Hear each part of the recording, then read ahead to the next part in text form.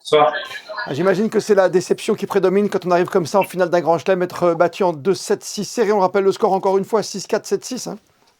Ouais, ouais, forcément, beaucoup de déceptions parce que c'était ma première finale de Grand Chelem, donc j'avais envie de la gagner, forcément, et ça s'est pas passé comme on voulait. Vous avez fait pourtant une semaine assez extraordinaire, hein, plus de 10 jours incroyables en Australie. Je pense qu'on a fait, oui, de loin les 2 meilleures semaines de notre carrière jusqu'à présent, et on va faire un grand beau classement, donc il y aura évidemment beaucoup de positifs à tirer. Ça, c'est important pour vous. Vous ferez le bilan effectivement après, mais vous allez monter dans la hiérarchie. Ça, c'est très important. Oui, oui, je vais être aux portes du top 20 là, donc je vais faire un bond de 20 places. On est du coup la deuxième équipe mondiale à la race, donc on va jouer tous les plus grands tournois du monde. On les jouait tous, mais on avait du mal à rentrer sur les Masters 1000. Maintenant, ça sera acquis et on va pouvoir faire une belle programmation. Qu'est-ce qui vous a manqué aujourd'hui face au duo australien, qui était porté par son public, bien sûr. Hein. Bah voilà, déjà ils avaient le public avec eux.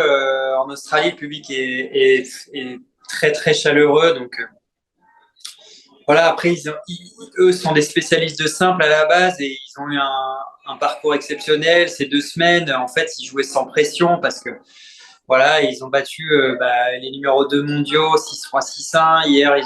Avant-hier, ils ont battu les top 10 facilement. Aujourd'hui, ils nous battent en 2-7. Ils étaient sur un petit nuage.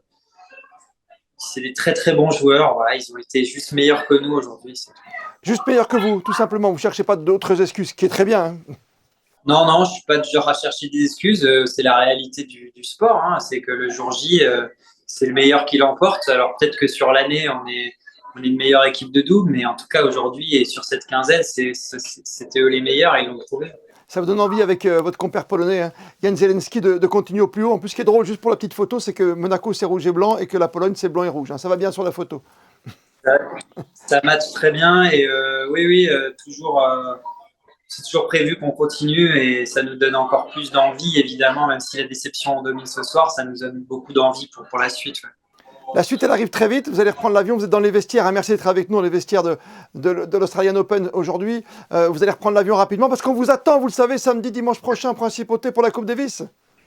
Et oui, je prends l'avion déjà demain matin, donc vu que là il est 3 heures du matin, dans très peu de temps, et pour être le plus rapidement possible en Principauté, pour voilà, venir avec les copains bah, pour battre la République dominicaine, c'est la prochaine échéance. Il n'y a pas de repos et on va tout donner. Ouais.